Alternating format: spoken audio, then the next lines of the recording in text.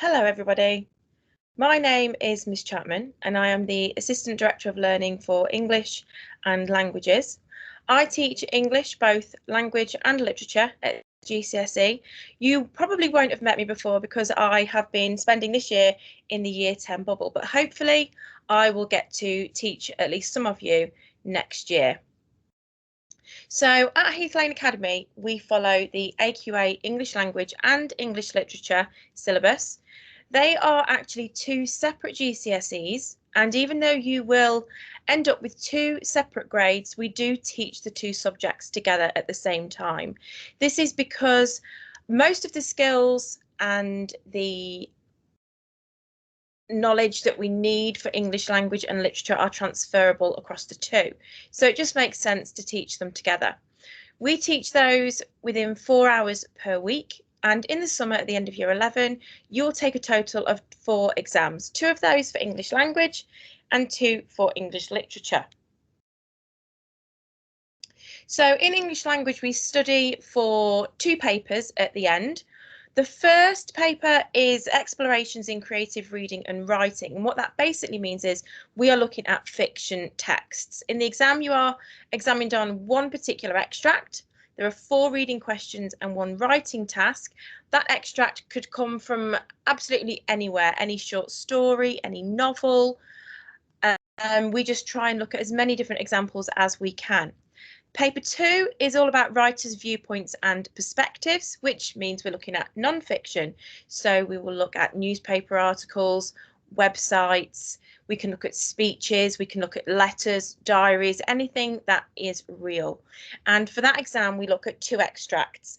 But the exam paper is still set up in the same way as paper 1, in that you have 4 reading questions and 1 writing task. For English literature, we also have 2 papers. So paper 1 is on Shakespeare and the 19th century novel. So you would have 1 question on Macbeth and 1 question on A Christmas Carol. So when you begin in year 10, we will start looking at the play of Macbeth, which is full of murder, intrigue and deceit.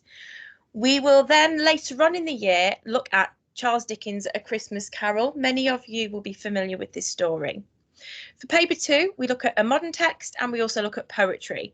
So our modern text is An Inspector Calls, which is actually a play rather than a novel, as you may have been expecting. And the poetry we look at is a cluster called Power and Conflict, and it contains the poetry of various different poets, including Simon Armitage, Tennyson, Wilfred Owen, and many more. And also within that exam, we look at unseen poetry as well, just using the same skills that you will have used during your Power and Conflict poetry. So that's 2 separate exams there for your English literature. So how will you be assessed? Well, in English, everybody sits the same exams. We don't have any tiers. The grades that are available are grades 1 to 9. In language, you will sit 2 exams. And there is also a speaking and listening assessment, which is separately done in the classroom. That does not go towards your final grade, but you do need to have completed it in order to be able to get your English language GCSE grade.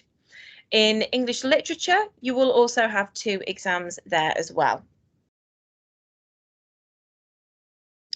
So why do we study English literature and language?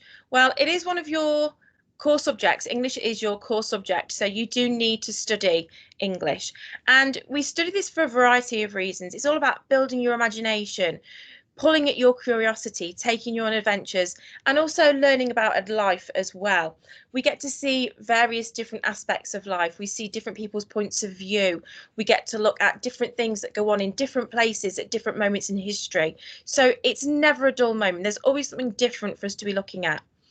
And in terms of you and your skills and how you develop, English is all about your communication skills. It's all about speaking.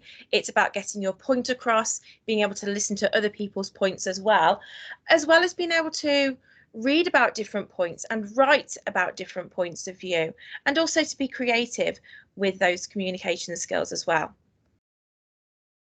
So I really look forward to seeing you next year. If you do have any questions, please feel free to email me at sarah.chapman@midlandat.co.uk. And I look forward to seeing you all very soon. Take care.